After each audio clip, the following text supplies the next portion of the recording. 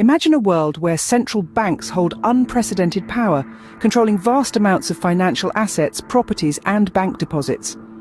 This isn't a dystopian science fiction plot, but a scenario meticulously explored in The Great Taking by David Rogers Webb. Webb paints a vivid picture of a globally synchronized debt accumulation cycle, culminating in a massive asset appropriation by central banks. How might this happen? The answer lies in a complex web of legislative and regulatory changes, coupled with financial innovations. Central banks, traditionally seen as the custodians of financial stability, could become the masters of economic control, Webb argues. Legislative changes could widen the scope of their mandate, allowing them to seize assets directly or indirectly. Regulatory changes could be used to compel financial institutions to hand over their assets, essentially making them extensions of the central bank.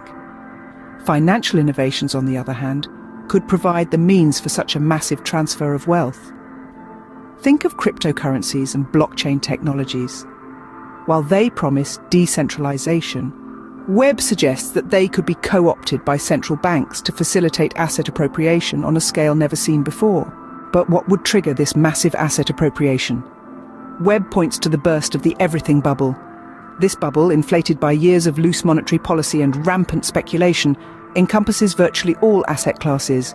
When it bursts, it could trigger a deflationary depression, creating the perfect storm for central banks to step in and seize control. Webb's arguments in The Great Taking are a stark reminder of the power central banks could potentially wield. They raise profound questions about the future of the global economy and the role of central banks.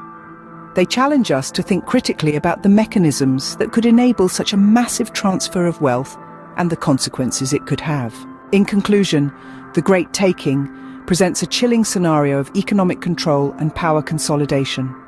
It forces us to confront the possibility of a world where central banks, once the guardians of economic stability, become the masters of the global economy.